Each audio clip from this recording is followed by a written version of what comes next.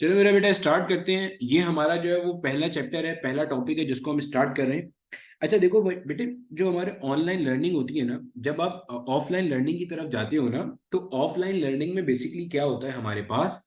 Offline learning के अंदर ना मेरे बेटे, आपके पास ना टीचर की आपको बॉडी लैंग्वेज भी दिख रही होती है, टीचर खुद भी नजर आ रहा होता है।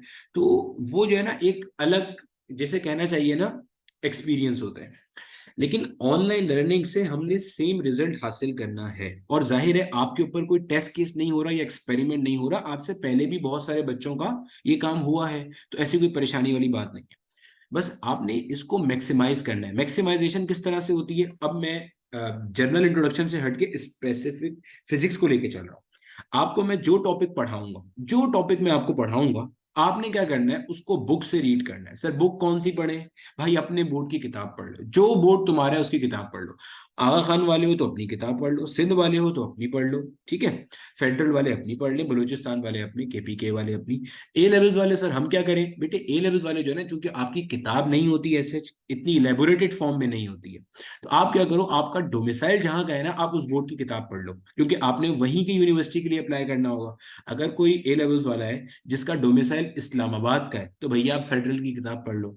अगर कोई ए लेवल्स वाला है जिसका डोमिसाइल कराची का है, तो भाई साहब आप सिंध की किताब पढ़ लो, ठीक है। सर क्या हम दूसरे बोर्ड की किताब पढ़ें? बेटे आपका दिल करता है तो पढ़ लो, मैंने आपके साथ सारे बोर्ड की किताब शेयर कर दी। सर आप किस बोर्ड को फॉलो करेंगे? बेटे मैं किसी बोर्ड को नहीं, सब बोर्ड को फॉलो करूंगा। आप जब लेक्चर लोगे उसके बाद देख लेना, ठीक है। स्टार्ट करते हैं मजीद टाइम जाया किए बगैर।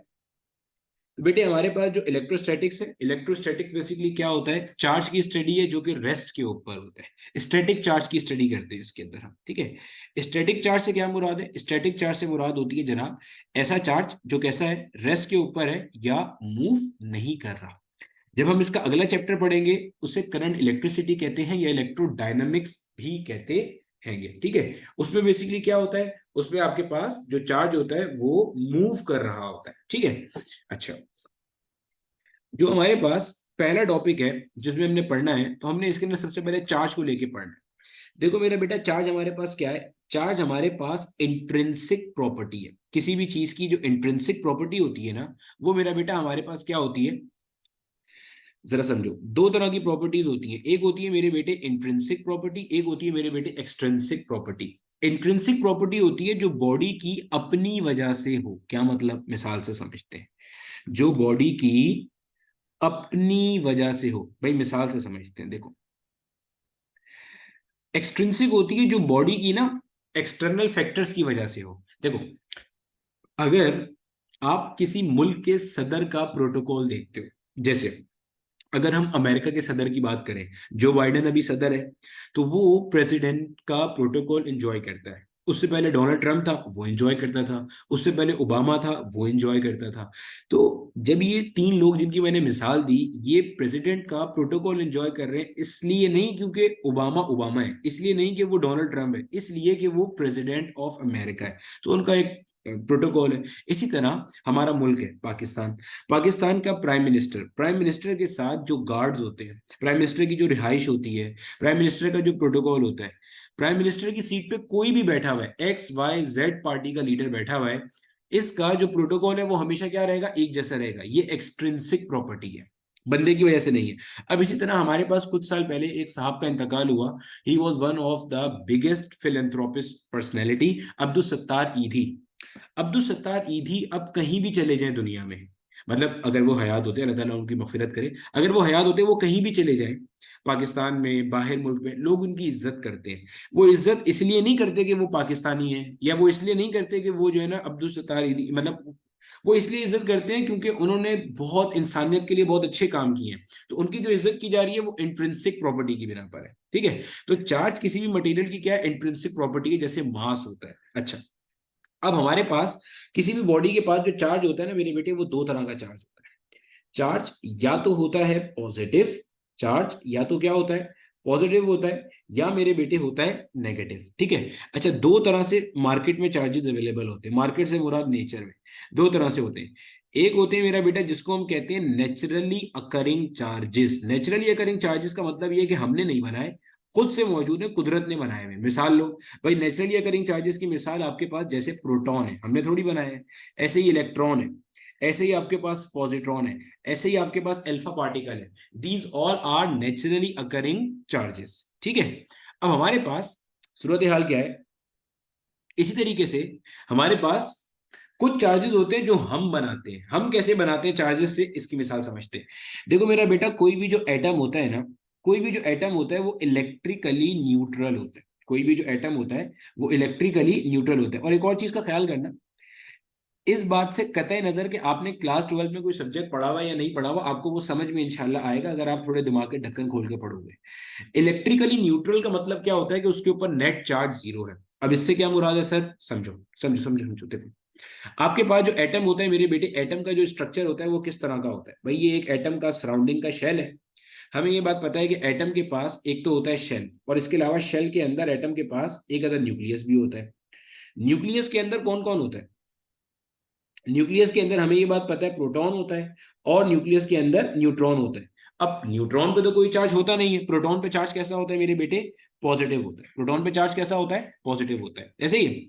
अच्छा, इसी तरीके से हमारे पास जिसे कहना चाहिए यहाँ पे जो शेल होता है, इस शेल में कौन रोटेट कर रहा होता है, इलेक्ट्रॉन कर रहा होता है। जब हम कहते हैं ना हमारे पास कोई भी एटम है, जब हम कहते हैं ना कोई भी एटम है, तो हमें ये बात पता है कि भाई साहब एटम के ऊपर नेट चार्ज क्या होता है, जीरो होता है, या एटम इलेक्ट्रिकली क्या होता है, न्यूट्रल होता है। इसका ये मतलब नहीं होता कि एटम के पास चार्जेस नहीं है, एटम के पास चार्जेस हैं, लेकिन जो चार्जेस हैं दे आर बैलेंस्ड। चार्जेस कैसे हैं भैया, बैलेंस्ड है। अच्छा, बैलेंस से क्या मुराद होती है बेटे, बैलेंस से बहुत सिंपल सिर्फ ये मुराद होती है कि जितना पॉजिटिव चार्ज है, जितना पॉजिटिव चार्ज है उतना ही नेगेटिव चार्ज है। Positive charge equals negative charge. Positive charge negative charge का इफेक्ट कैंसिल आउट कर रहा है, और हम कहते हैं हमारा नेट चार्ज क्या है, जीरो है। ठीक है, मिसाल समझते हैं, एक मिसाल से बात को वाजे करते हैं। मिसाल के तौर पे अगर हम सोडियम की बात करें, तो सोडियम का स्ट्रक्चर हमारे पास कुछ इस तरह का होता है, Na1123। अब अगर आप देखोगे तो ये जो नीचे लिखा हुआ है ना 11, ये बेसिकली आपके पास क्या होता है, एटॉमिक नंबर होता है। और एटॉमिक नंबर क्या बताता है, number of protons in the nucleus of the atom. तो इसका मतलब सोडियम के न्यूक्लियस में आपके पास कितने प्रोटॉन्स है, 11 प्रोटॉन्स है। सोडियम एटम की बात चल रही है। हमें पता है कि हमारा जो सोडियम एटम है वो कैसा होता है, न्यूट्रल होता है। न्यूट्रल से क्या मुराद होती है कि जनाब इसका नेट चार्ज क्या होता है, जीरो होता है। नेट चार्ज जीरो से क्या मुराद है कि अगर इसके न्यूक्लियस में 11 प्रोटॉन है तो सराउंडिंग शेल में कितने इलेक्ट्रॉन होंगे, 11 इलेक्ट्रॉन होंगे। ठीक है। अच्छा, ये तो हमें समझ में आ गई एटम की बात। अब आपने अक्सर देखा होगा, अक्सर सुना भी होगा, NaCl। NaCl के अंदर अगर आप देखोगे तो सोडियम क्लोराइड मेरा ख्याल है एक बहुत ही कॉमन तरीन केमिकल कंपाउंड है जिसको हम डेली रूटीन में देखते हैं। इसमें अगर आप देखोगे तो Na पॉजिटिव होता है, Cl नेगेटिव होता है, जो इसकी आयोनिक स्ट्रक्चर बनी हुई होती है। ठीक है, आपको अगर केमिस्ट्री नहीं भी आती कोई मसला नहीं है, मैं भी ये सब समझा रहा हूँ।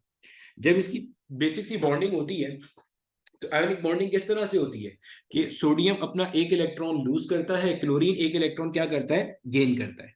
अब यहां से हमारा जो मसला है ना वो स्टार्ट होता है, या हमारा टॉपिक स्टार्ट होता है, समझते जाना। साथ साथ नोट करने की बिल्कुल जरूरत नहीं है, आपको ये नोट्स एज इट इज मिल जाएंगे।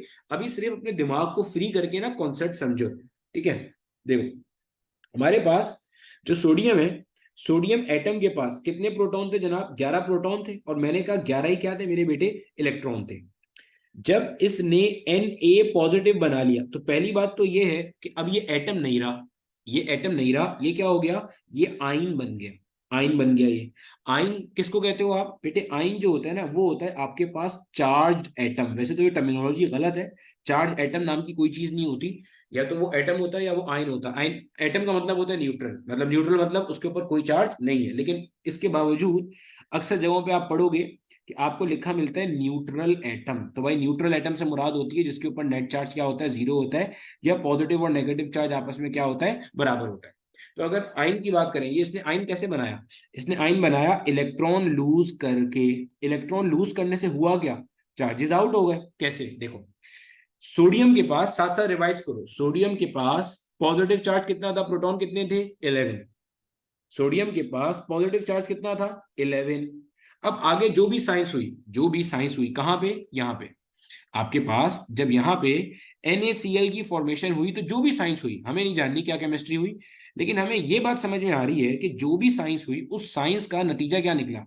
नतीजा ये निकला कि 11 प्रोटॉन थे, अब कितने रह गए, प्रोटॉन तो 11 के 11 ही, इलेक्ट्रॉन भी 11 थे, अब कितने रह गए, 10 रह गए। आप नोट करो, पॉजिटिव चार्ज आपके पास क्या हो गया, बढ़ गया। पॉजिटिव चार्ज क्या हो गया, बढ़ गया। पॉजिटिव चार्ज क्या हो गया, ज्यादा हो गया। नेगेटिव चार्ज क्या हो गया, कम हो गया, क्योंकि उसने एक इलेक्ट्रॉन लूज कर दिया।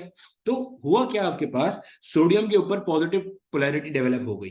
अब ये नेचुरली अकरिंग चार्ज नहीं है, ये आपने बनाया है। आप सोडियम का क्लोरीन से रिएक्शन ना कराते तो Na पॉजिटिव नहीं बनता। सिमिलरली, बिल्कुल सिमिलर मैंने में, अगर अभी भी समझ में नहीं आया, नो इशू, मैं फिर समझा रहा हूं।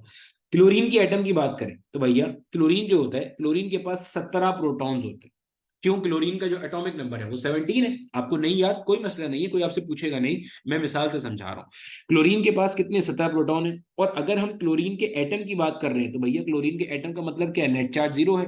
नेट चार्ज जीरो है तो जितने प्रोटॉन है उतने मेरे बेटे क्या होंगे, इसके इलेक्ट्रॉन होंगे। 17 प्रोटॉन है, 17 इलेक्ट्रॉन है। जब सोडियम ने अपना एक इलेक्ट्रॉन दिया तो ऐसा तो हो नहीं सकता कि वो हवा में इलेक्ट्रॉन छोड़ के मार्केट से शार्ट हो जाएगा। सोडियम जब इलेक्ट्रॉन देगा तो वो इलेक्ट्रॉन गेन कौन करेगा, ऑब्वियस सी बात है, क्लोरीन गेन करेगा। तो भैया जब क्लोरीन ने इलेक्ट्रॉन गेन किया तो क्लोरीन के पास पहले कितने थे, 17 प्रोटॉन थे और 17 ही इलेक्ट्रॉन थे। जब एक इलेक्ट्रॉन गेन कर लिया, अब कितने हो गए, 18 इलेक्ट्रॉन। और इसने यहाँ पे क्या फॉर्म कर लिया, इसने यहाँ पे, अब ये क्लोरीन एटम नहीं रहा, अब ये क्लोराइड आइन बन गया। क्लोराइड आइन बन गया, ये नेगेटिव आइन फॉर्म हो गया। अब यहाँ पे आप नोट करो, आपके पास क्या हुआ, नेगेटिव चार्ज बढ़ गया।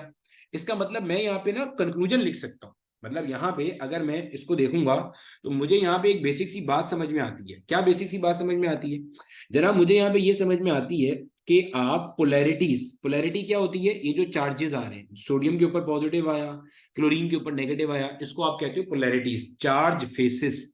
ये जो पोलैरिटीज डेवलप हो रही है, ये किस तरह हो रही है, by the transfer of electrons. कैसे हो रही है, by the transfer of electron. तो मैंने बताया था, चार्ज किसी भी बॉडी की क्या होती है, इंट्रिंसिक प्रॉपर्टी होती है। और ये जो इंट्रिंसिक प्रॉपर्टी है, ये बेसिकली किस तरह से आ रही है, दो तरह से थी, एक नेचुरली अकरिंग थी और दूसरी आपके पास क्या थी, by the transfer of electron, electron की ट्रांजैक्शन से, इलेक्ट्रॉन के लेने देने से। ठीक है, अब इलेक्ट्रॉन के लेने देने में दो चीज पॉसिबल है, या तो वो एलिमेंट इलेक्ट्रॉन लूज करेगा, या वो एलिमेंट इलेक्ट्रॉन क्या करेगा, गेन करेगा। तो भाई साहब, अगर वो इलेक्ट्रॉन गेन कर रहा है तो पॉजिटिव चार्ज कम हो जाएगा और नेगेटिव चार्ज बढ़ जाएगा, तो हम कहेंगे ये नेगेटिव आइन है। इसी तरह अगर वो इलेक्ट्रॉन लूज कर रहा है तो भैया पॉजिटिव चार्ज बढ़ गया, हालांकि पॉजिटिव चार्ज ना आया है ना गया है, लेकिन इलेक्ट्रॉन चूंकि चले गए तो नेगेटिव चार्ज क्या हो गया, कम हो गया, पॉजिटिव चार्ज क्या हो गया, ज्यादा हो गया। तो इसका मतलब आपके पास जो आयन की फॉर्मेशन होगी वो कैसी हो जाएगी, पॉजिटिव आयन की फॉर्मेशन हो जाएगी। यानी कि आपने क्या सीखा कि किसी भी बॉडी के ऊपर चार्ज कैसे आएगा, इलेक्ट्रॉन के लेने देने से आएगा, इलेक्ट्रॉन की ट्रांजैक्शन से आएगा। ठीक है, यहां तक मैं उम्मीद करता हूं क्लियर हो गया हो। अच्छा बेटे, कुछ लोगों का जो ये क्वेश्चन आता है ना कि सर हमारा नेट बीच से डिस्कनेक्ट हो गया था, बेटे परेशान नहीं हो मेरे लाल, आपको रिकॉर्डिंग इसीलिए तो मिलेगी, जहां से डिस्कनेक्ट हुआ भाई फिर देख लेना, बार बार देख लेना। और रिकॉर्डिंग में हाथ के हाथ ही अपलोड कर देता हूँ, बहुत हुआ 4-5 घंटे के अंदर अंदर रिकॉर्डिंग आपको मिल जाए। ठीक है, अच्छा, हमने ये सीख लिया कि भाई जो आपके पास चार्ज होता है वो नेचुरली अकरिंग हो सकता है या इलेक्ट्रॉन की ट्रांजैक्शन से आता है। इलेक्ट्रॉन हो सकता है गेन हो रहा हो, इलेक्ट्रॉन हो सकता है लूज हो रहा हो, इसके अलावा कोई नहीं है पॉसिबिलिटी। ठीक है, अच्छा, अब आपके पास जो चार्ज है, समझते हैं, चार्ज को मेरे बेटे हम क्यू से शो करेंगे। और चार्ज हमारे पास क्वांटिटी कैसी है, स्केलर क्वांटिटी है। स्केलर से क्या मुराद है भाई, स्ट्रेट ऐड हो जाएगा। स्ट्रेट ऐड होने से क्या मुराद है, पहले इसकी यूनिट समझ लो फिर स्ट्रेट एडिशन सिखाता हूं। देखो बेटे, जैसे आपके पास एक होता है 2 कूलम चार्ज, एक होता है 4 कूलम चार्ज। अगर आपको बोला जाए भैया नेट चार्ज कितना है, तो आपने सीधा आंखें बंद करके इन्हें प्लस कर देना है। कोई स्पेशल रूल्स वेक्टर की तरह के यहाँ फॉलो नहीं होते चार्ज के केस में। तो 2 प्लस चार्ज करोगे कितना हो जाएगा मेरा बेटा, 6 कूलम हो जाएगा।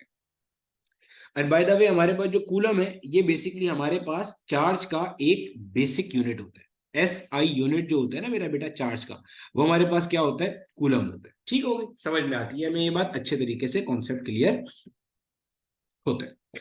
अच्छा, अब समझते हैं जरा हम लोग और चीजें। हमारे पास जो एक इलेक्ट्रॉन का चार्ज होता है, एक इलेक्ट्रॉन का चार्ज होता है, वो होता है हमारे पास माइनस का 1.6 पावर -19 कूलम्स।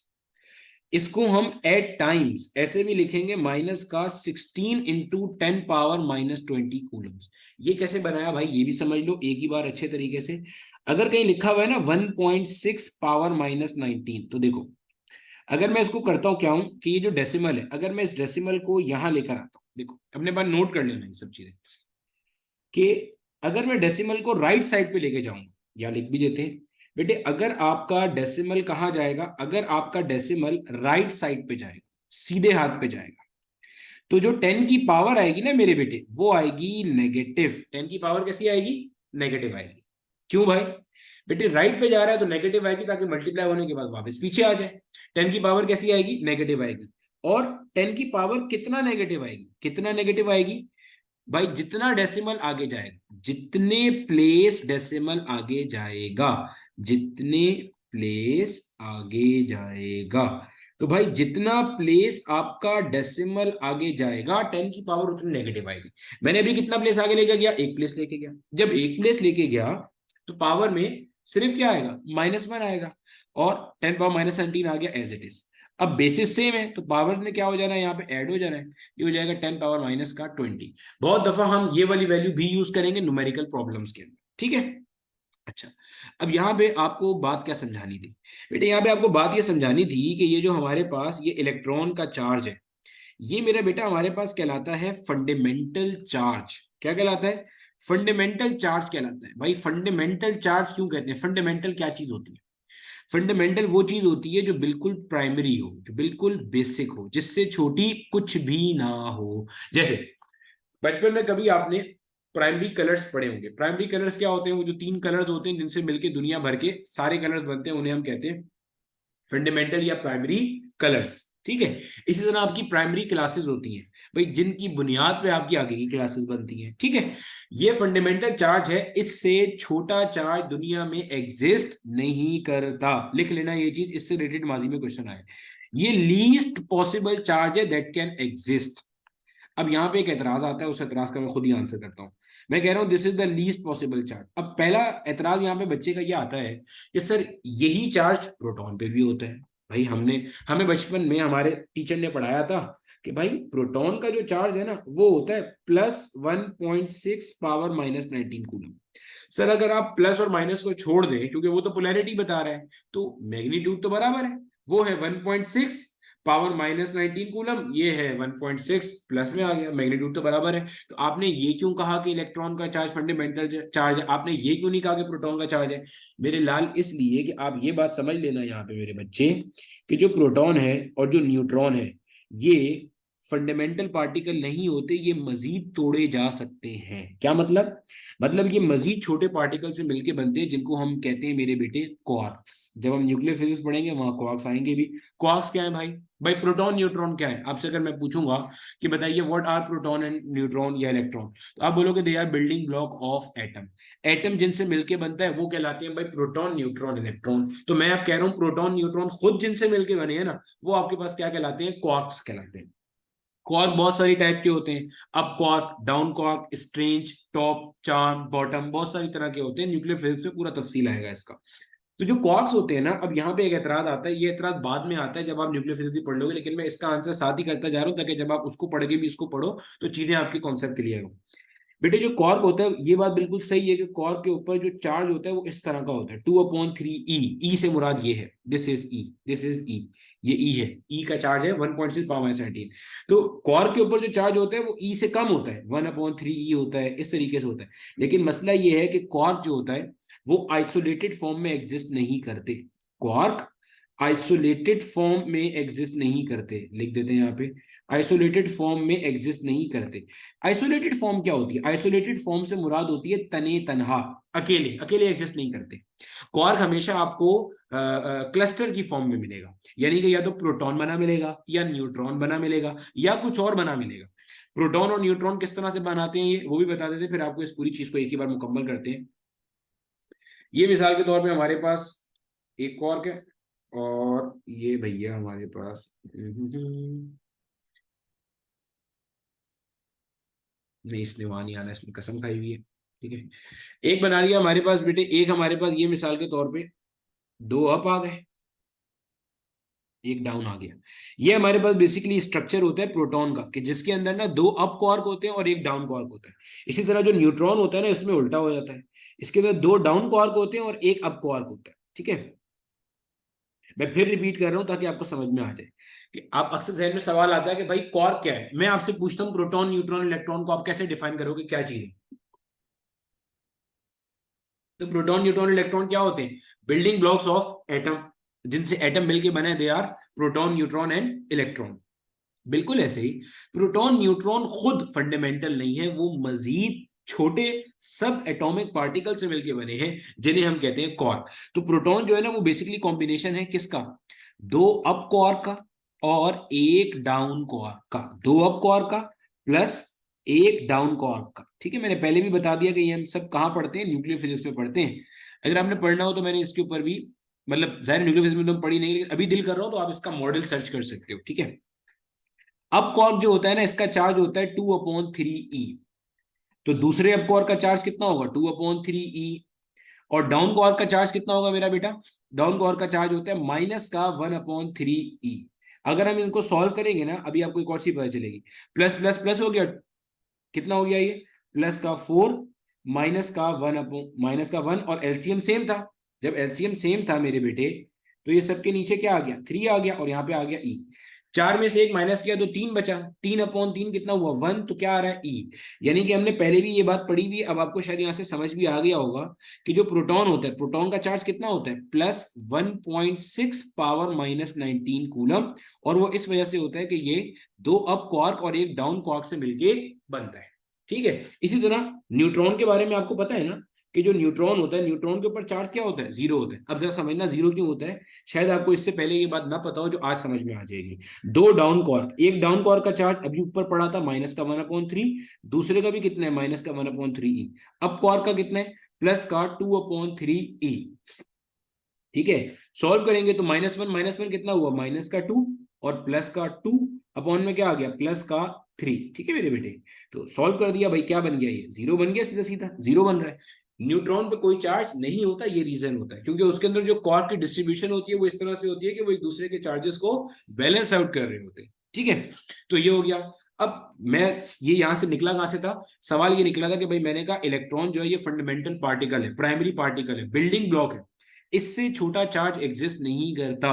वजह यह है कि इलेक्ट्रॉन से छोटा चार्ज मार्केट में आइसोलेटेड फॉर्म में, अकेली हालत में, स्टेबल मैनर में नहीं मिलता। होता क्वार्क इससे छोटा है, चार्ज उसके ऊपर छोटा होता है, बट वो आइसोलेटेड फॉर्म में एग्जिस्ट नहीं करता। इसलिए हम ई को कहते हैं फंडामेंटल चार्ज। अब इसका सवाल माजी में किस तरह आया हुआ है? इसका सवाल माजी में आया हुआ है कि आपके पास लीस्ट पॉसिबल चार्ज या fundamental charge that can exist on a body, ये आपको उस प्रैक्टिस मटेरियल में भी मिल जाएगा जो मैंने शेयर किया। Fundamental charge that can exist on an object, fundamental charge that can exist on an object. तो भाई साहब, फंडामेंटल चार्ज जो किसी बॉडी पे एग्जिस्ट कर सकता है वो कितना है? ई के बराबर है। सर आपने -ई क्यों नहीं लिखा? बेटे इसलिए नहीं लिखा कि एक इलेक्ट्रॉन या तो वो गेन करेगा या वो लूज करेगा। अगर वो लूज करेगा तो चार्ज +ई हो जाएगा, गेन करेगा तो चार्ज -ई हो जाएगा। अभी ऊपर ये पूरी तकरीर करके आ गए ना हम। अगर कोई ऑब्जेक्ट इलेक्ट्रॉन गेन करता है तो चार्ज नेगेटिव आता है, लूज करता है तो चार्ज पॉजिटिव आता है। लेकिन ये फंडामेंटल चार्ज है, लीस्ट पॉसिबल चार्ज है जो कि एग्जिस्ट कर सकता है। जल्दी से बता दो मेरे बेटे, यहां तक सबको सारी कहानी कार्रवाई क्लियर है, so that we can move forward. बेटे इसका तरीकाकार ये होता है कि आप पहले लेक्चर सुनो, उसके बाद आपने क्या करना है, तसल्ली के साथ इस लेक्चर की जब रिकॉर्डिंग अपलोड होगी आप इसको देखना। जब आप देखोगे नोट्स तब बनाना। अगर आप साथ में नोट्स बनाते हुए जाओगे ना, तो आप क्लास का जो एक खूबसूरती है उसको छोड़ दोगे, क्योंकि आप फिर ना हड़ाउड़ी मचा रहे होगे। ठीक है, तो ये चीज इस तरह से होगा। और कोशिश करो साथ साथ किताब पढ़ो फिर नोट्स बनाओ, तो बहुत मजा आएगा आपको। खैर, अब बेटे हमारे पास चार्ज से रिलेटेड हमारा जो अगला कॉन्सेप्ट है, that is the phenomena of quantization of charges. अब क्वांटाइजेशन ऑफ चार्जेस क्या होती हैं भाईजान, समझो जरा। बेटे क्वांटाइजेशन, क्वांटा क्या होता है? क्वांटा से मुराद होती है पैकेटाइजेशन, पैकेट्स बनाना। ठीक है, अच्छा अब क्या होता है, एक मिसाल से हम बात को समझते हैं फिर आगे बढ़ते हैं। देखो समझो, सपोज कर लो ये मेरे पास एक कोई डब्बा है, एक कोई ऑब्जेक्ट है। अब मुझे एक बात पता है कि भाई ये जो भी ऑब्जेक्ट है इसके ऊपर नेट चार्ज क्या है, जीरो है। नेट चार्ज जीरो होने से मुराद क्या है कि जनाब इसके पास जितने प्रोटॉन है उतने ही क्या है भाईजान, इलेक्ट्रॉन है। तो पॉजिटिव चार्ज और नेगेटिव चार्ज कैसा है, सेम है, नेट चार्ज जीरो है, इलेक्ट्रिकली न्यूट्रल है, बेहतरीन है। अच्छा, अब अगर मैं कहता हूं कि यार ये इलेक्ट्रॉन लूज करना शुरू कर रहा है, ये क्या कर रहा है, इलेक्ट्रॉन लूज कर रहा है, तो पहली बात तो ये तय कर लो इसके ऊपर जो चार्ज आएगा वो पॉजिटिव होगा या नेगेटिव। जाहिर है मेरे बेटे, अगर ये इलेक्ट्रॉन लूज कर रहा हो, अगर ये इलेक्ट्रॉन लूज करेगा तो पॉजिटिव चार्ज तो ज्यादा हो जाएगा। क्यों सर? भाई देखो, मान लो इसके पास 20 प्रोटॉन थे, 20 इलेक्ट्रॉन थे। तो अगर ये इलेक्ट्रॉन लूज कर रहा है तो प्रोटॉन तो उतने ही रहेंगे ना जितने पहले थे, लेकिन इलेक्ट्रॉन जब लूज कर देगा तो पहले से कम हो जाएंगे, तो पॉजिटिव चार्ज तो ऑटोमेटिकली बढ़ जाएगा। यानी कि आपके पास क्या फॉर्म करेगा, ये पॉजिटिव आइन फॉर्म कर रहा होगा। अब इलेक्ट्रॉन ये किस तरह लूज कर सकता है या कितने लूज कर सकता है, समझना जरा। हो सकता है ये एक इलेक्ट्रॉन लूज करे, भाई यही पॉसिबिलिटी है। हो सकता है ये दो लूज करे, हो सकता है ये तीन लूज करे, हो सकता है ये चार लूज करे। ऐसे ही है ना? इसका मतलब ये इलेक्ट्रॉन जब भी लूज करेगा इंटीजर की फॉर्म में करेगा। ये बात समझ में आनी चाहिए। देखो मैं फिर रिपीट कर रहा हूं, एन से मुराद यहाँ पे क्या है, इंटीजर है। मैं ये कह रहा हूं, देखो मैं ये कह रहा हूं कि भाई ये डब्बा है, स्टार्ट में ये डब्बा मेरे पास क्या था मेरे बेटे, न्यूट्रल था। न्यूट्रल से क्या मुराद है कि जितना पॉजिटिव चार्ज था उतना ही क्या था, नेगेटिव चार्ज था। अच्छा, अब मैं कह रहा हूँ कि यार मुझे इस डब्बे के ऊपर चार्ज लेके आना है, और मैं चार्ज कैसा लेकर आना चाह रहा हूँ, पॉजिटिव लेना चाह रहा हूँ। भाई अगर मैं नेगेटिव लाना चाह रहा होता मैं इससे इलेक्ट्रॉन गेन करा था, लेकिन मैं समझाने के लिए फिलहाल कैसा ला रहा हूँ, पॉजिटिव चार्ज। तो पॉजिटिव चार्ज लाने का मतलब क्या होता है हमारे पास, कि वो इलेक्ट्रॉन लूज करेगा। अब इलेक्ट्रॉन लूज करने की क्या क्या पॉसिबिलिटीज हो सकती है। हो सकता है वो एक इलेक्ट्रॉन लूज करे, हो सकता है दो करे, हो सकता है तीन करे, हो सकता है चार करे, हो सकता है पांच करे, छह करे। देखो क्या पॉसिबल नहीं है, जो मैं समझाना चाह रहा हूं वो समझना, फिर शायद तुम्हें और बेहतर समझ में आ जाए। क्या पॉसिबल नहीं है, क्या, कौन सी कंडीशन पॉसिबल नहीं है, क्या पॉसिबल नहीं है। ये नहीं हो सकता कि ये 2.5 इलेक्ट्रॉन लूज कर दे। क्यों भाई, या तो दो इलेक्ट्रॉन जाएंगे या तीन जाएंगे। अगर आप किसी से पूछते हो कि आपके कितने बच्चे हैं, तो या तो उसका कोई बच्चा नहीं होगा, या एक होगा, या दो होंगे, ढाई बच्चा तो नहीं हो सकता, तीन होंगे। पॉइंट समझ आ रहे हैं? तो आपके पास इंटीग्रल मल्टीपल होगा। सेम इज द केस है, ढाई इलेक्ट्रॉन पॉसिबल नहीं है। सिमिलरली आप बोलो 3.75 इलेक्ट्रॉन गेन कर दिया या लूज कर दिया, नॉट पॉसिबल। सिमिलरली अगर आपको बोला जाए कि भाई किसी ने क्या करा, 4.1 इलेक्ट्रॉन लूज कर दिया, गेन कर दिया, नॉट पॉसिबल। ठीक है, यानी कि क्या पॉसिबल नहीं है, कि जो इलेक्ट्रॉन गेन हो रहा है या लूज हो रहा है वो नॉन इंटीजर हो, ये पॉसिबल नहीं है। समझ आ गई बात की? नॉन इंटीजर इलेक्ट्रॉन लूज करना या गेन करना पॉसिबल नहीं है। अब मैं फिर समझा रहा हूं, फिर सुनो। क्वांटाइजेशन ऑफ चार्ज का जो फिनोमेना है वो बेसिकली क्या कहता है, क्वांटाइजेशन ऑफ चार्ज, जब आप किताब पढ़ोगे ना उसमें भी लिखा मिलेगा। क्वांटाइजेशन ऑफ चार्ज का फिनोमेना ये कहता है कि आपके पास कोई भी ऑब्जेक्ट जो इलेक्ट्रॉन गेन करता है या लूज करता है, कोई भी ऑब्जेक्ट जो इलेक्ट्रॉन गेन करता है या लूज करता है, वो इंटीजर फॉर्म में करता है। कोई भी इलेक्ट्रॉन, कोई भी एटम या कोई भी ऑब्जेक्ट जिसके ऊपर चार्ज लेकर आना है, वो इलेक्ट्रॉन गेन करेगा या लूज करेगा, किस फॉर्म में करेगा, इंटीग्रल फॉर्म में करेगा, इंटीजर की फॉर्म में करेगा। बिल्कुल सिंपल आसान तरीन भाषा में इंटीजर की फॉर्म में करेगा। क्या मतलब भाई, वो या तो एक इलेक्ट्रॉन गेन करेगा लूज करेगा, या दो इलेक्ट्रॉन गेन करेगा लूज करेगा, या तीन करेगा। इसी तरह करते करते करते करते एन इलेक्ट्रॉन गेन करेगा या लूज करेगा। और साथ में जब आप किताब देखोगे पीछे लिखा मिलेगा ऐसे आपको प्लस माइनस। तो भाई प्लस माइनस समझ लेना क्या चीज होती है। प्लस माइनस इसलिए है, हम पीछे से पढ़ते हुए आ रहे हैं, भाई प्लस माइनस इसलिए है क्योंकि अगर वो गेन करेगा तो चार्ज आएगा +1, सॉरी -1, लूज करेगा तो चार्ज आएगा +1। ये तो पता है ना, हम सीख चुके हैं अब तक ये बात कि भाई अगर लूज करेगा तो चार्ज पॉजिटिव में आएगा, गेन करेगा तो चार्ज नेगेटिव में आएगा। और क्या पॉसिबल नहीं है, पॉसिबल ये नहीं है कि वो इस तरीके का इलेक्ट्रॉन ले, 0.3 electron not possible. Similarly +-1.75 electron not possible. All these cases are not possible. यानी कि इलेक्ट्रॉन नॉन इंटीजर फॉर्म में ना जा सकता है ना आ सकता है। अब इसी को अगर हम आगे चलते हैं तो इसी से एक और बात समझ में आ जाती है। क्या? देखो वो भी समझ लो ताकि आपको किताब का फॉर्मूला भी समझ में आ जाए। देखो वही वाली मिसाल है कि भाई एक ऑब्जेक्ट है, ऑब्जेक्ट अभी न्यूट्रल है। न्यूट्रल का मतलब क्या है कि इसके पास जितने प्रोटॉन है उतने ही क्या है भाई साहब, इलेक्ट्रॉन है। ठीक है, अब हम कर क्या रहे हैं, हम इससे इलेक्ट्रॉन लूज करा रहे हैं। आप गेन भी करा सकते हो, कोई फर्क नहीं। अभी आपको मिसालें दूंगा, उसमें इलेक्ट्रॉन गेन हो रहा होगा, आप गेन करा लेना भैया जी। इलेक्ट्रॉन क्या कर रहा है, लूज कर रहा है। ठीक है, जो इलेक्ट्रॉन वो लूज कर रहा है, अगर वो एक इलेक्ट्रॉन लूज करता है, कितना लूज करता है, एक इलेक्ट्रॉन लूज करता है, जो चार्ज वो गेन करेगा वो होगा 1.6 पावर माइनस 19 कूलम। क्यों भैया, जब वो एक इलेक्ट्रॉन लूज कर देगा, देखो 10 प्रोटॉन थे, 10 इलेक्ट्रॉन थे, प्रोटॉन और इलेक्ट्रॉन का चार्ज बराबर होता है, तो नेट इफेक्ट था जीरो। जब एक इलेक्ट्रॉन लूज कर दिया तो एक प्रोटॉन इजाफी हो गया इलेक्ट्रॉन के मुकाबले में, तो चार्ज कितना गेन कर लिया इसने, 1.6 पावर माइनस 19 कूलम। समझ आती है? सिमिलरली अगर ये दो इलेक्ट्रॉन लूज करता, अगर ये क्या करता दो इलेक्ट्रॉन, तो क्या होता, आप इसी चीज को 2 से मल्टीप्लाई कर देते, 1.6 पावर मल्टीप्लाई बाई 2, यानी कि क्या हो गया, 3.2 पावर माइनस 19 कूलम। ये इलेक्ट्रॉन वो गेन, ये चार्ज वो गेन करता। फिर समझो, अगर वो 3 इलेक्ट्रॉन लूज करता, अगर वो क्या करता 3 इलेक्ट्रॉन, तो आप इसी बेसिक चार्ज को क्या करते, 3 से मल्टीप्लाई कर देते। जब 3 से मल्टीप्लाई करोगे तो यही क्या बन जाएगा, 4.8 पावर माइनस 19 का कूलम्स। इसका मतलब क्या है, इसका मतलब है अगर वो n इलेक्ट्रॉन लूज करेगा, तो आप टोटल चार्ज जो वो गेन या लूज कर रहा है वो कैलकुलेट कर सकते हो इस तरह से, n टाइम्स ऑफ इलेक्ट्रॉन से। तो आप जब किताब देखोगे, किताब में आपको लिखा मिलेगा Q total will be equal to n times of electron.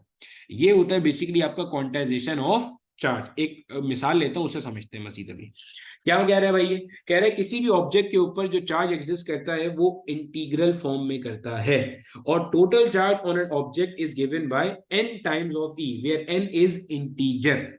ठीक है, 1 2 3 4 5 6 7 up till so on.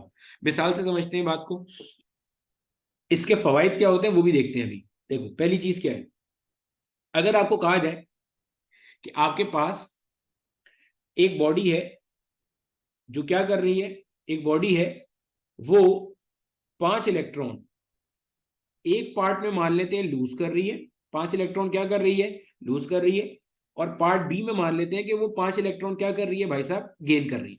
5 electron lose कर रही है, 5 इलेक्ट्रॉन गेन कर रही है। आपने बताना है टोटल चार्ज कितना होगा। देखो भैया, हमें पता है एक इलेक्ट्रॉन के आने जाने से जो चार्ज आता है वो 1.6 पावर माइनस 19 होता है, प्लस माइनस हम लगाते हैं लूज या गेन को देख के। ठीक है, एक इलेक्ट्रॉन का चार्ज मुझे पता है। अब अगर 5 इलेक्ट्रॉन आते जाते हैं तो क्या करेंगे भाई, 5 को मल्टीप्लाई कर देंगे किससे, 1.6 पावर माइनस 19 से। अब देखो भैया, मल्टीप्लाई करना भी सीख लो, क्यू टोटल निकालना है, तो क्या बन जाएगा ये, 1.6 को किससे मल्टीप्लाई कर देना है मुझे, 5 से। तो भाई 1.6 को मल्टीप्लाई कर रहे हैं किससे मेरा बेटा, 5 से। अच्छा, क्विक मैथ जो है ना वो कोई जादू की छड़ी नहीं होती है जो आपको एक ही दिन में सब आ जाएगा, प्रैक्टिस मांगती है ये। हम साथ साथ प्रैक्टिस करते जाएंगे, आपको सब समझ में आता जाएगा, सिंपल है। 6, अच्छा अच्छा, सबसे पहला काम एक ये कर लेना, अच्छा को मुझे याद आ गया, 2 होमवर्क है मेरा बेटा आप लोगों के लिए, जो अगले हफ्ते की क्लासेस से पहले आपको मुकम्मल करके रखने हर हालत के अंदर। होमवर्क नंबर 1 जो आपका है वो है 1 से लेके 20 तक के जो टेबल्स है ना वो आपको याद होने चाहिए। वही बिल्कुल आपके जहन में सही आया, वही टेबल जो आपने बचपन में कभी पढ़े होंगे ना। ठीक है, और अगर 1 से लेके 12 तक किसी को याद है और आगे के नहीं याद, तो बेटे आगे के भी याद होने चाहिए। ठीक है, 13 का, 17 का, मैं आपसे पूछू ना 17 फोर जा, तो आंखें फाड़ फाड़ के दाएं बाएं ना देख रहे हो आप। ठीक है, सिमिलरली 19 टू जा, तो आंखें फाड़ फाड़ के ना देख रहे हो, आपको पता होने चाहिए। देखो, मैं वही बताता हूँ हमेशा कि ऑनलाइन क्लासेस का काम होता है आपको एक बहुत अच्छे माहौल के अंदर एक चीज प्रोवाइड करना। अब आप होमवर्क नहीं करोगे तो वो आपका अपना नुकसान है, हम जाहिर है कुछ नहीं कर सकते उसमें। ठीक है, मैं अभी पहले चैप्टर में, दूसरे चैप्टर में सब मल्टीप्लाई करके दिखाऊंगा, तीसरे से मैं डायरेक्ट करना शुरू कर दूंगा। फिर जिसको क्विक मैथ जिसकी स्ट्रांग हुई भी होगी वही कर सकेगा, बाकी के लोगों को नहीं समझ में आ रहा होगा। तो अगर आप साथ साथ चलना चाह रहे हो, और जाहिर है क्विक मैथ्स आपको केमिस्ट्री वाले नहीं पढ़ाएंगे क्योंकि उनको पता है कि सर बिलाल पढ़ा देते हैं क्विक मैथ्स, तो मैं क्विक मैथ्स में सब पढ़ाऊंगा आपको। स्क्वायर है, स्क्वायर रूट है, ट्रिग्नोमेट्रिक फंक्शंस हैं, सब चीज पढ़ाऊंगा, बस साथ साथ करते हुए चलना। ठीक है, 1 से लेके 20 तक के टेबल्स हैं। इसके अलावा 1 से लेके 9 तक के स्क्वायर, ये आपको वैसे याद भी होंगे लेकिन एक बार फिर भी रिवाइज कर लेना, सिंपल है। ठीक है, चलो ये हो गया। अच्छा, इसको मल्टीप्लाई कैसे करेंगे भाई, देख लो डेसिमल वाली मल्टीप्लिकेशन। 6 5 क्या हो गया 30, 0 इधर आया, 3 इधर चला गया, 5 1 जा 5, 5 + 3 कितना हो गया 8, और डेसिमल एज इट इज आ गया। कैसे पता चला भाई, डेसिमल एक डिजिट के बाद है ना, ये एक डिजिट है, एक डिजिट के बाद लगा हुआ है, तो मैंने भी क्या करा, एक डिजिट के बाद लगा डेसिमल लगा दिया, सिंपल हो गया, 8 लिखा हुआ है। तो मैंने यहाँ पे क्या करा भैया, ला के दे दिया, यहाँ पे क्या बन गया 8 इंटू 10⁻19 कूलम्स, ठीक है। तो ये आ गया मेरे पास। अब ये तो मैंने आंसर निकाल लिया, लेकिन अब part part A part B का आंसर निकालना है। देखो पार्ट ए में क्या था मेरे बेटे, पार्ट ए के अंदर उसने 5 इलेक्ट्रॉन लूज किए थे। जब लूज करेगा तो क्या आएगा, प्लस का 8 इंटू 10⁻19 कूलम। इसी तरह पार्ट बी में उसने क्या किया था, पार्ट बी में उसने 5 इलेक्ट्रॉन गेन किए थे।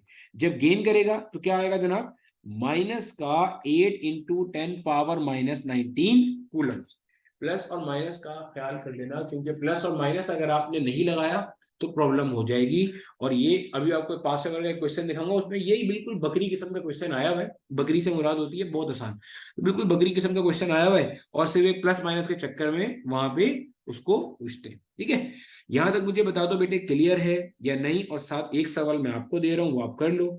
एक बॉडी है जो क्या करती है, जो मिसाल के तौर पे 8 इलेक्ट्रॉन गेन करती है, आपने बताना है कि वो कितना चार्ज एक्वायर करेगी। ठीक है, जल्दी से बता दो ताकि हम आगे चलें। अभी ये टॉपिक खत्म नहीं हुआ, अभी चार्ज ही चल रहा है हमारे पास। ठीक है मेरे बच्चे, अब देख लेते हैं कि जो इसका आंसर हमने निकाला है, या आप लोगों को करने के लिए दिया था, आपने आंसर निकाला है कि वो करेक्ट है या नहीं, चेक कर लेना भाई, बड़ा सिंपल है। क्या करेंगे हम, अच्छा, अगर आपको पहली दफा में नहीं भी आ रहा कोई इशू नहीं, आपको खुश होना चाहिए कि आप एटलीस्ट एक ऐसी चीज सीख रहे हो जो आपको आज से पहले नहीं पता थी, और आपने पेपर तक का वेट नहीं किया कि आप वहां जाके सरप्राइज हो गए होते। ठीक है, यकीनन आपने कोचिंग में तो पढ़ लिया होगा, तो कोचिंग में कूलम्ब लॉ से स्टार्ट करते हैं, हमने स्टार्ट चार्ज से लिए, आइडिया हो रहा होगा आपको डिफरेंस का। तो क्यू टोटल बराबर है एन इंटू ई के, एन से क्या मुराद है 8 है, और ये कितना है 1.6⁻−19 कूलम। ठीक है मेरा बच्चा, अब मल्टीप्लाई करना है भाई। अगर मल्टीप्लीकेशन में अभी भी किसी को मसला है, मैं फिर सिखा देता हूँ, देख लो। 8 6 क्या होता है हमारे पास 48 होता है, 8 आया 4 वहां चला गया, 8 1 8, 8 + 4 कितना हो गया 12। एक डिजिट के बाद लगा हुआ है डेसिमल, एक डिजिट के बाद लगा दिया राइट साइड से मैंने डेसिमल। तो क्या बन गया जनाब, ये बन गया मेरे पास 12.8 इंटू 10⁻−19 कूलम। अब इसने इलेक्ट्रॉन क्या करें, गेन करें। तो जब इसने मेरा बेटा इलेक्ट्रॉन गेन करा है, तो इसके बाद चार्ज कैसा आएगा, नेगेटिव आएगा। अब आप में से जितने लोगों ने इसका आंसर पॉजिटिव 12.8 10⁻−19 निकाला था, तो वो गलत है। ठीक है, आपको निकालना था नेगेटिव। बेटे ये छोटी छोटी चीजें ना अपने पास करेक्ट करना शुरू हो जाओ, वरना ये जहन में रखना कि ऐसा कभी भी मुमकिन नहीं है कि आपको आखिर में एकदम से सब पता चलेगा। नहीं पॉसिबल ना, आखिर में एकदम से कभी भी सब कुछ नहीं होने वाला। ठीक है, साथ साथ ही होगा। एक चीज, दूसरी चीज, जो क्वेश्चन क्लास में कराए जाएंगे वो आपने घर पे कम से कम 2 से 3 दफा प्रैक्टिस करनी है, तब जाके बात बनेगी। ठीक है, अच्छा हमने क्या देखा, हमने ये देखा कि यार किसी भी बॉडी के ऊपर जो चार्ज एग्जिस्ट करता है वो इंटीग्रल फॉर्म में करता है, n इंटू ई। मैंने बताया भाई इंटीजर क्या होता है, मैंने बता दिया भाई साहब, आपके पास इंटीजर जो है ना वो कुछ इस तरह से होता है। इंटीजर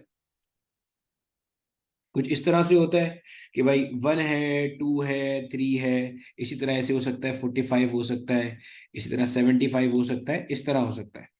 फिर मैंने आपको बताया कि नॉन इंटीजर एग्जिस्ट नहीं करेगा। अब नॉन इंटीजर से क्या मुराद है जनाब, मैंने आपको नॉन इंटीजर दे दिया। नॉन इंटीजर से मुराद जैसे मिसाल के तौर पे 1.9 हो गया, या 2.3 हो गया, या 3.85 हो गया। अब बच्चा ना यहाँ से एक गलत फहमी में मुब्तला हो जाता है। मैंने कहीं भी पूरा टॉपिक पढ़ाते हुए ये नहीं कहा कि डेसिमल वाली वैल्यूज जो है ना वो नहीं होंगी। वजह जरा समझना, मैंने इंटीजर और नॉन इंटीजर का तस्करा किया था। ठीक है, अच्छे से सुनना और गौर से देखना और समझना। एक एक गलत फहमी मैं यहाँ पे उसको क्लियर करूंगा।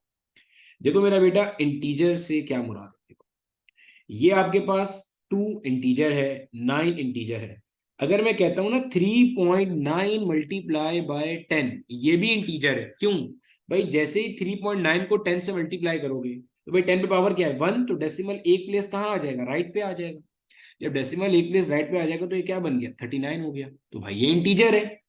यानी कि अगर आपके पास नंबर के साथ 10 की पावर मल्टीप्लाई हो रही है, तो आपने देखना है कि मल्टीप्लाई होने के बाद क्या डेसिमल बच रहा है या नहीं। अगर मल्टीप्लाई होने के बाद डेसिमल नहीं बच रहा तो वो इंटीजर है, मल्टीप्लाई होने के बाद भी डेसिमल बच रहा है तो वो नॉन इंटीजर है। मिसाल देते हैं आपको, मिसाल देते हैं आपको नॉन इंटीजर की एक मिसाल देते हैं। देखो नॉन इंटीजर 3.9 वाली ही मिसाल देता हूं आपको। जैसे आपको पता है 0.3 ये तो नॉन इंटीजर है, नजर आ रहा है।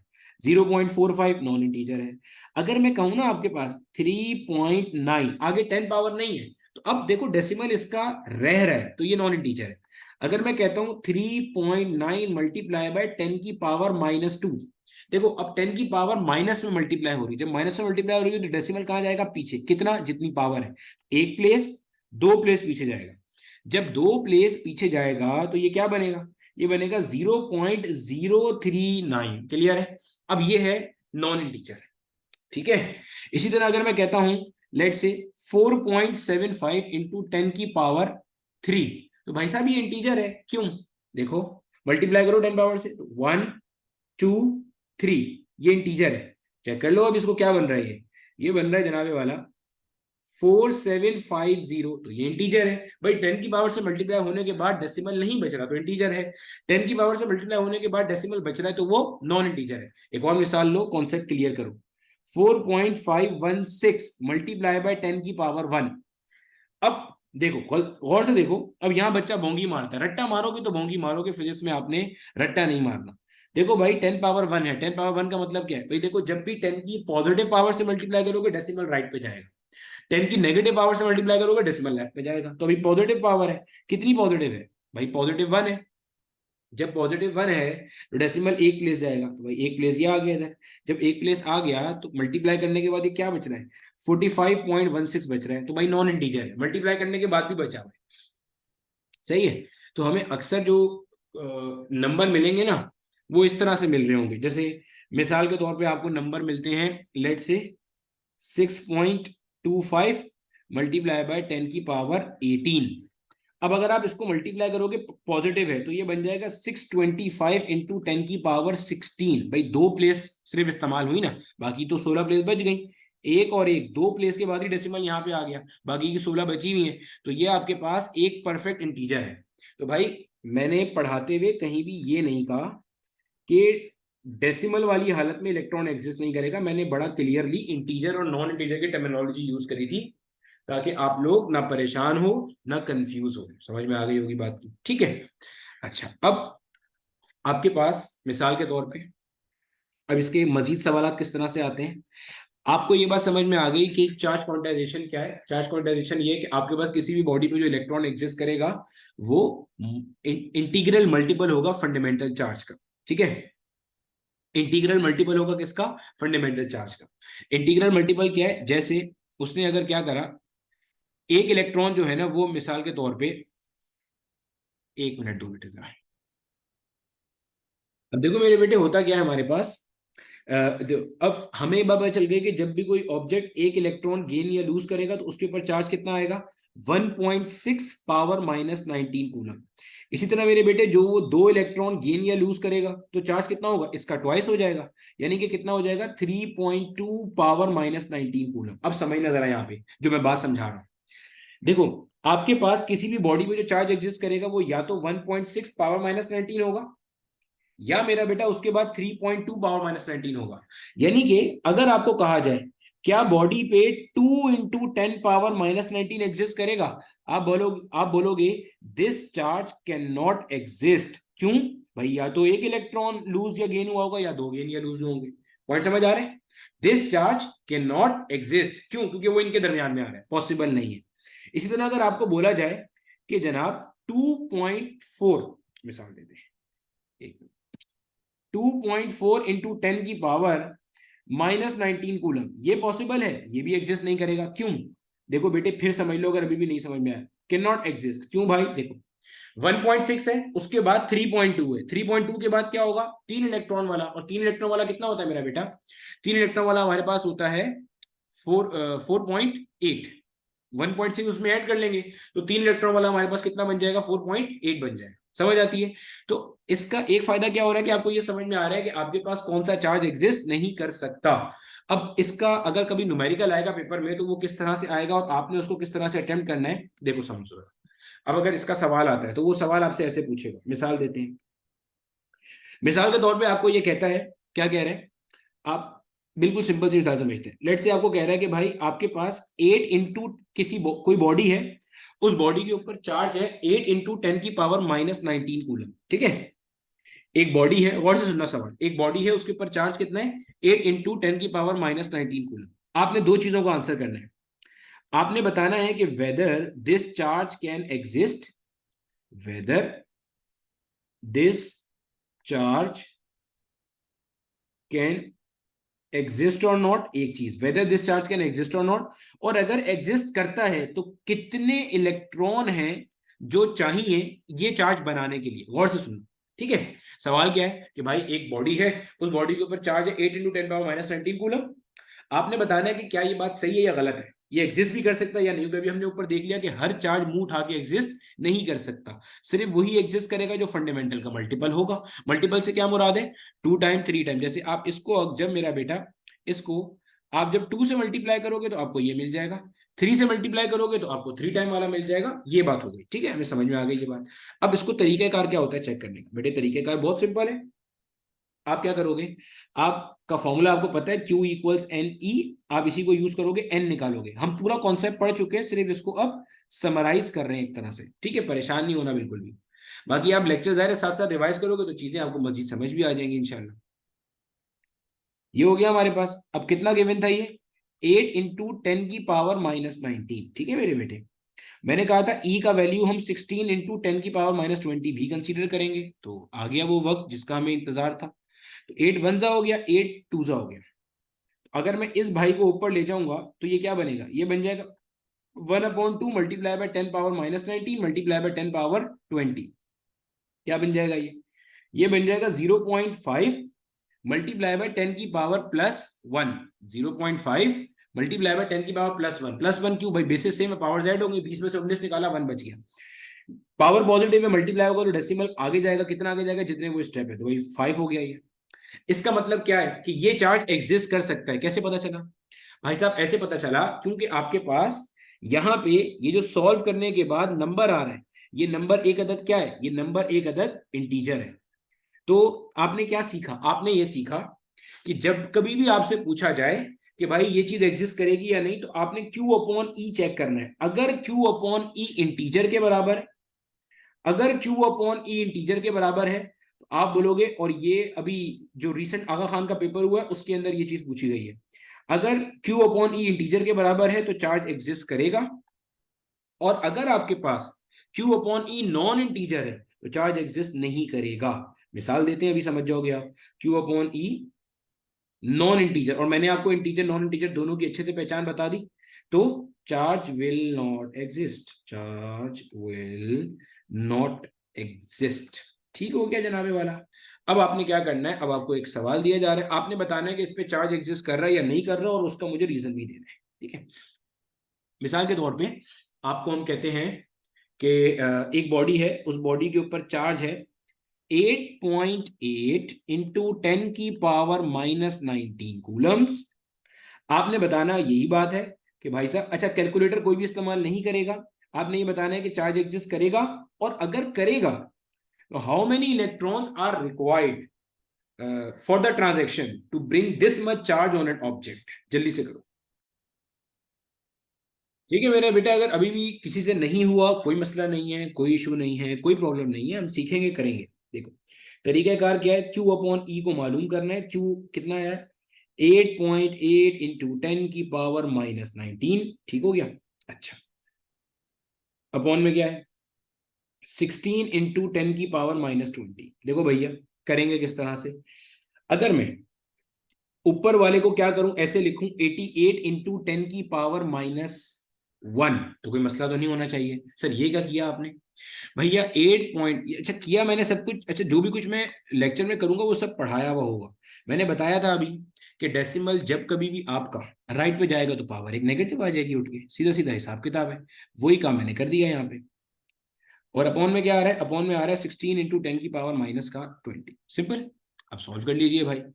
16 5 होता है 80, 16 5 क्या होता है 80, 8 बच गया। अब 16 के टेबल में 8 तो नहीं आता, तो मैंने यहाँ डेसिमल लगाया और यहाँ 0 लगा दिया। 16 5 जा फिर से क्या होता है, 80 होता है। ठीक हो गया, 80 हो गया।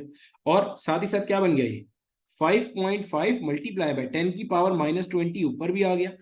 भैया 10 की पावर -20 ऊपर भी आ गया, और 10 की पावर -20 मेरा बेटा हमारे पास नीचे भी उठ करके आ गया। ठीक है, अब इससे क्या होगा, इससे ये होगा कि ऊपर नीचे से कैंसिलेशन में भी आसानी हो गई, ये और ये क्या हो गया, कैंसिल हो गया।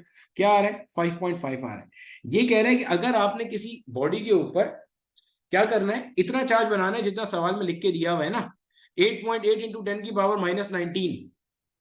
तो भाई साहब इसका तरीकाकार क्या है कि आप 5.5 इलेक्ट्रॉन, 5.5 मतलब 5.5 इलेक्ट्रॉन या तो गेन करा लो या लूज करा लो। अब ये तो पॉसिबल नहीं है कि 5.5 इलेक्ट्रॉन गेन या लूज हो, नॉन इंटीजर है, इसका मतलब ये चार्ज एग्जिस्ट नहीं करता। ठीक है, क्लियर हो गया बेटे यहां तक का सारा कुछ। अब देखो बेटे इसका हमारे पास एक सवाल ही आपके सामने नजर आ रहा है, क्या कह रहा है, when 10 की पावर, अच्छा ये पास पेपर के क्वेश्चन है, when 10 की power 14 electrons are removed from a neutral metallic sphere then the charge on sphere becomes, अब कोई मुश्किल होनी नहीं चाहिए। देखो भाई हमें पता है 10 पावर 14 इलेक्ट्रॉन निकाल दिए, तो n की जगह पे आ जाएगा 10 की पावर 14। एक इलेक्ट्रॉन के निकलने से जो चार्ज में चेंजिंग आती है वो 1.6 पावर -19 होता है जनाब। सही हो गया, सॉल्व कर लेंगे अब इसे, तो क्या बनेगा 1.6, 14 में से 19 निकलेगा तो क्या बनेगा 10 की पावर -5। ठीक है, कैसे हुआ भाई, देखो सिंपल सी बात है ना, आपके पास ये जो 10 पावर 14 था, इस 10 पावर 14 को आपने सॉल्व कर दिया किसके साथ, 10 की पावर -19 के साथ जाके सॉल्व कर दिया। 14 -13 कितना हुआ, -5 हो गया। अब ये क्या कह रहा है, ये कह रहा है रिमूव किए आपने इलेक्ट्रॉन। तो मेरे बेटा जब आप इलेक्ट्रॉन रिमूव करोगे आपके पास चार्ज कैसा आएगा, पॉजिटिव आएगा। अच्छा अब देखो यहाँ पे इसने जो आपको ऑप्शन दिए हैं, ये ऑप्शन इसने माइक्रो में दिए हैं। माइक्रो का मतलब क्या होता है मेरे बेटे, ये भी समझ लेना। माइक्रो का मतलब होता है 10 की पावर -6। तो आपने क्या करना है, 10 की पावर -6 में इसको बनाना है, कोई मसला नहीं है, सीख चुके हैं ना सबको, मतलब अभी ऐसी तो कोई चीज है ही नहीं इसके अंदर जो हमने नहीं सीखी भी हो। क्या करेंगे अब इसको, देखो हमारे पास अगर मैं इस 1.6 को ऐसे लिख दूं, 16 इंटू 10 की पावर -1, अरे भाई साहब यह आ जाएगा -1 मल्टीप्लाई बाय 10 की पावर -5। सही हो गया, क्या बन जाएगा 16 इंटू 10 की पावर -6। ठीक है, हो गया 16 माइक्रोकूलम। 16 माइक्रोकूलम, 10 पावर -6 जो है मेरे बेटे, ये 10 पावर -6 जो है ये बेसिकली हमारे पास क्या हो गया, माइक्रो में कन्वर्ट हो गया उठ के, ये हमारे पास इसका आंसर आ गया 16 माइक्रोकूलम। यहीं पे वो कहता व्हेन 10 की पावर 14 इलेक्ट्रॉन्स आर एक्वायर्ड, अगर यहाँ पे रिमूव की जगह पे वो एक्वायर यूज करता, गेन यूज करता, तो -16 होता आंसर। ठीक है, सिंपल सा था, आसान सा था। इसी में एक और सवाल अगर हम आपको बता दिया जाए, आपकी किताब में भी है वो सवाल, देखो जरा, कहता ये है कि भाई how many electrons are required to form a charge of 1 coulomb. अब ये आपने करना है, जल्दी से बताओ फिर मैं करूंगा। How many electrons are required to form a charge of 1 coulomb, ये आपने अपने बोर्ड लेवल पे भी करा होगा। How many electrons are required to form a charge of 1 coulomb, एक कूलम चार्ज बनाने के लिए कितने इलेक्ट्रॉन चाहिए, भाई सिंपल है ना। जाहिर जैसे जैसे आपके पास बेसिकली क्या होगा, इलेक्ट्रॉन लूज या गेन होंगे तो बॉडी के पास चार्ज आएगा। तो एक एक कूलम चार्ज के लिए कितने इलेक्ट्रॉन चाहिए, तो आप बोलोगे कोई मसला नहीं है भाई, आपको नंबर ऑफ इलेक्ट्रॉन्स चाहिए, आपको पता है Q इक्वल्स NE। क्या करेंगे भाई, N will be equal to Q divide by E। तो भाई साहब Q कितना है आपके पास, 1 है। E कितना है, 16 इंटू 10 की पावर -20। ठीक है, अगर मैं इस वाले भाई साहब को ऊपर ले जाऊंगा तो क्या बनेगा, ये बन जाएगा 10 पावर 20 डिवाइडेड बाय 16। अब जाहिर है डिवाइड करना मुश्किल है, तो मैं इसे ऐसे लिख सकता हूँ 10 की पावर 2 मल्टीप्लाई बाय 10 की पावर 18। सर ये सब चीजें हमें कैसे पता चलेंगी, प्रैक्टिस प्रैक्टिस प्रैक्टिस प्रैक्टिस, जाहिर सी बात है पहले दिन मुझे भी कुछ नहीं पता होता। ठीक है, तो प्रैक्टिस करते रहो। 10 की पावर 2 क्या हो गया, 100 हो गया, अपॉन में क्या आ गया 16 आ गया, मल्टीप्लाई बाय 10 की पावर में क्या हो गया जनाब 18 हो गया। सही है, सॉल्व कर लीजिए। 16 का टेबल है, 16 6 हमारे पास होता है 96। 100 में से जब आपने 96 माइनस किया तो क्या बच गया 4। 16 के टेबल में 4 नहीं आता, तो आपने यहाँ डेसिमल लगाया, डेसिमल लगाया, डेसिमल लगाने के बाद हर स्टेप में आप 1 0 लगा सकते हो। तो 16 टू सा क्या हो गया 32, 8 बच गया, फिर जीरो लगा दिया, क्योंकि डेसिमल में हर स्टेप में आप जीरो लगा सकते हो। 16 5 का क्या हो गया 80 हो गया। तो भाई साहब क्या आंसर आ रहा है, ये कह रहा है कि आपको आपको 1 कूलम चार्ज बनाने के लिए, आपको 1 कूलम चार्ज बनाने के लिए कितने इलेक्ट्रॉन्स की ट्रांजैक्शन करनी होगी, 6.25 इंटू 10 की पावर 18 इलेक्ट्रॉन्स। अब मेरा ख्याल है किसी को ऐसा नहीं लगना चाहिए कि ये एक नॉन इंटीजर नंबर है, क्योंकि ये एक परफेक्ट इंटीजर नंबर है।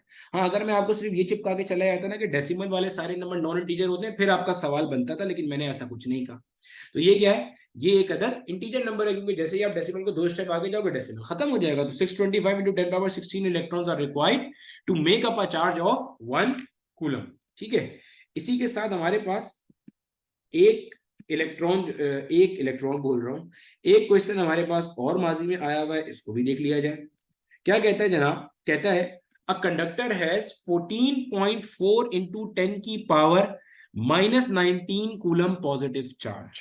द कंडक्टर हैज, अब देखो जैसे ही इसने कहा ना मेरे बेटे, अब देखो चार्ज का कितना बेसिक सा छोटा सा मासूम सा टॉपिक है, लेकिन उससे ये दो सवाल आएगा। पॉजिटिव चार्ज, तो पॉजिटिव चार्ज कब आया होगा, जब उसने इलेक्ट्रॉन लूज किया होगा या गेन किया होगा, जाहिर है जब वो इलेक्ट्रॉन लूज करेगा तो आएगा। तो देखो इलेक्ट्रॉन लूज करेगा तो इलेक्ट्रॉन शॉर्ट होंगे, तो या तो ऑप्शन बी होगा या ऑप्शन डी होगा, और तो कुछ नहीं हो सकता।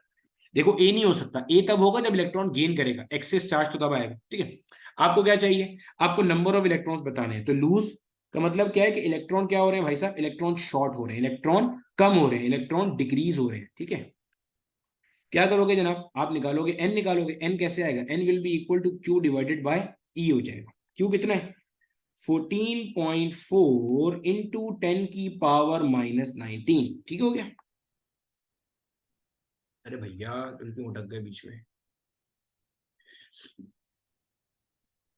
अब हमारे पास ये हो गया 14.4 इंटू 10 की पावर -19, डिवीजन में आ गया 1.6 पावर -19। अब हमारे पास क्या हो गया जनाब, जो इसमें से कैंसिल हो रहा है उसे आपने कैंसिल कर देना है उठा के, ये और ये क्या हो गया कैंसिल हो गया। यहाँ पे आपके पास क्या बचता है, आपके पास बचता है 14.4 डिवाइडेड बाय 1.6। अगर मैं इसको डेसिमल को राइट साइड पे मूव करूं तो 144 10 पावर -1, इसको भी मूव कर दूंगा तो 16 इंटू 10 पावर -1, ये और ये मर गया आपस में। 16 के टेबल में 144 कहाँ आता है, हमें पता है 16 9 जा होता है 144, आपको भी पता चल जाएगा अगर आप आज वाला होमवर्क कर लोगे। आज वाला होमवर्क आपका है ही क्या, टेबल्स याद करने हैं। ठीक है, तो बेसिकली क्या हो गया आपके पास, ये 16 9 जा हो गया 144, तो 9 इलेक्ट्रॉन, अब 9 इलेक्ट्रॉन ए में भी आ रहा है 9 इलेक्ट्रॉन डी में भी आ रहा है, तो हमारा आंसर क्या होगा, 9 इलेक्ट्रॉन शॉर्ट है, क्योंकि 9 इलेक्ट्रॉन उसने लूज किए होंगे तभी पॉजिटिव चार्ज आया होगा। अगर इसने यही 9 इलेक्ट्रॉन गेन किए होते तो क्या आ रहा होता, नेगेटिव चार्ज आ रहा होता। तो मेरा बेटा उम्मीद है आपको यहां तक का सारा कॉन्सेप्ट तमीज से अच्छे से क्लियर हो गया होगा।